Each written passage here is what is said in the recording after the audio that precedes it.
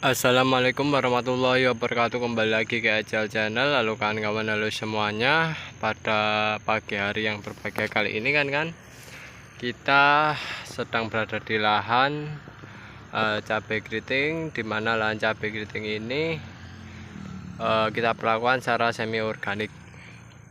Nah,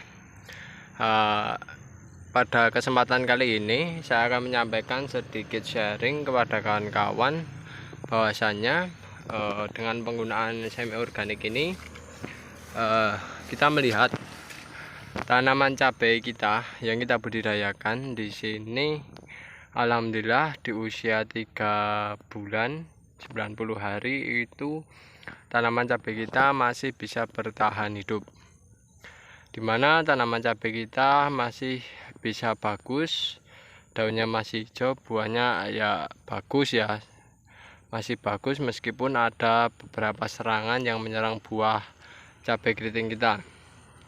Nah, ini menandakan bahwasannya dengan perlakuan semi organik kayak gini itu juga mampu memberikan efek yang cukup baik kepada tanaman cabai kita, terutama kepada daya tahan tanamannya, dimana tanaman ini di usia 90 hari lebih, bahkan lebih ya kawan, itu masih mengeluarkan buah dan masih pada berbunga serta warnanya masih hijau. Kalau kemarin beberapa hari yang lalu saya juga sharing ke para petani, terutama khususnya petani cabai keriting, itu mereka dengan perlakuan secara konvensional, secara menggunakan pupuk kimia ya, konvensional, menggunakan pupuk kimia terus menerus, itu ternyata usia panennya itu tidak bertahan lama. Dalam artian mereka panen itu dipanen selama 3-4 kali petikan cabai keriting ya. Jadi selama 3-4 petikan cabai keriting, tanaman cabai mereka itu hasilnya kurang bagus dan kurang baik. Nah, itulah menurut kami sebuah kelemahan, di mana tanaman cabai yang ketika kita panen sudah mencapai 3 kali atau 4 kali itu tanaman cabai tidak produktif, menandakan kesuburan tanahnya kurang bagus. Nah, kesuburan tanah yang kurang bagus ini yang mengakibatkan kita panen itu cepatlah waktunya. Misal kita baru panen sekali, nanti 2-3 kali ke depannya sudah ganti tanaman lagi. Nah, itu menandakan cabai yang dibudidayakan mereka itu memiliki tanah yang kurang subur. Nah, oleh sebab itu kita sebagai seorang petani harus berinisiatif agar tanah kita selalu subur dan selalu bertahan dengan baik. Karena dengan tanah yang subur dan tanah yang kaya akan nutrisi itu nanti juga akan menjadikan tanaman kita bisa bertahan dengan baik. Nah, salah satunya kemarin kita melakukan dengan cara semi organik, dan ini bukti nyata dengan melakukan semi organik tanaman kita masih bertahan dan masih mengeluarkan buah yang cukup banyak dan cukup lebat, meskipun ya buahnya terserang hama maupun penyakit, tapi itu masih bisa kita antisipasi, masih kita bisa kendalikan. Yang terpenting untuk tanaman cabainya ini, itu alangkah baiknya kawan-kawan mending dilakukan proses secara semi organik. Agar apa? Agar lahan kawan-kawan semakin lama semakin subur, dan perlakuan yang paling pokok dan mendasar dalam budidaya cabai ini, jangan lupa pupuk dasarnya ya. Pupuk dasarnya itu harus, menurut kami harus menggunakan pupuk organik, entah itu berasal dari tanaman, entah itu berasal dari hewan, limbah hewan dan lain sebagainya. Nah, itu kawan-kawan harus pergunakan itu sebagai pupuk dasar. Karena apa? Karena dengan penggunaan pupuk dasar organik itulah nantinya yang dapat merubah sifat fisik, kimia maupun biologi tanah. dengan perubahan yang semakin lama semakin membaik, maka nanti perolehan atau produksi cabai kawan-kawan bisa maksimal, sehingga keuntungannya yang diperoleh semakin banyak. Nah, buktinya kawan-kawan ini, saking suburnya rumput-rumput di sini itu pertumbuhannya sangat cepat sekali kawan-kawan. Nah, dan di sisi lain kita buktikan di sini tanaman cabainya itu tahan lama, ya, tahan lama. Kita perlakukan semi organik terlebih dahulu, tidak masalah. Yang penting harus diberikan bahan-bahan organik pada budidaya tanaman kawan-kawan.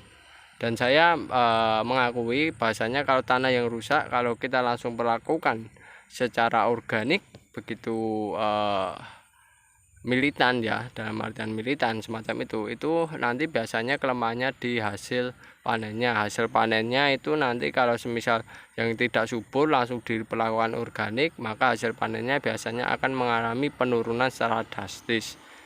Tapi untuk jangka panjangnya cukup bagus. Nah, oleh sebab itu agar hasil penurunannya tidak berkurang, ya, secara drastis, dan keinginan jangka panjangnya adalah kesuburan tanah yang semakin membaik, itu lakukanlah secara pelakuan semi organik dengan memadukan bahan organik dan bahan non organik yang diperlukan oleh tanaman saja. Jadi kita memberikan bahan non organik itu, ya, terutama pupuk sintetis itu jangan terlalu banyak, tapi sesuai dengan kebutuhan tanaman semacam itu. Nah, melihat sesuai kebutuhan tanaman ini bisa dilakukan beberapa cara dengan melakukan pengamatan, terutama pengamatan mengenai hasilnya, pengamatan mengenai pertumbuhannya, perkembangbiakannya. Nah, itu pengamatan pertumbuhan dan perkembangbiakan itu diamati melalui ya, kegiatan sehari-hari kita bertani semacam ini. Jadi nanti semisal tanamannya pertumbuhannya katakanlah normal, oh berarti pupuknya sudah, pupuk non organiknya sudah tidak perlu ditambah lagi. Akan tetapi kalau nanti pertumbuhannya agak kurang normal nih, maka perlakuan pupuk non organiknya bisa diberi tambahan lagi sedikit, dan jangan lupa diberikan pupuk organiknya juga agar hasilnya semakin bagus dan semakin baik. Nah, biasanya dengan perlakuan semacam itu secara terus-menerus nanti akan menurunkan, ya kan, menurunkan pupuk non organik atau pupuk sintetisnya itu. Nah, pupuk sintetis tersebut itu setiap kita melakukan budidaya tanaman itu alangkah baiknya setiap pergantian siklus tanam itu dikurangi kan kawan, tapi ditingkatkan untuk pupuk organiknya, ya, semacam itu. Pupuk organiknya ditingkatkan, lalu pupuk sintetisnya dikurangkan, sehingga sehingga nantinya kawan-kawan bisa membudidayakan tanaman cabai keriting semacam ini itu bisa irit biaya kan kawan, ya, meskipun masih menggunakan tapi setidaknya mengurangi biaya, sehingga nantinya petani itu lebih untung dan lebih mendapatkan hasil yang maksimal kan kawan, semacam itu, daripada kita ketergantungan, ya, menggunakan non organik terus menerus. Sedangkan harga pasar itu tidak stabil, ya, kan ketahui di Indonesia itu harganya tidak stabil. Maka dari itu kawan-kawan yang perlu lakukan yaitu berinisiatif untuk menekan di biaya produksinya.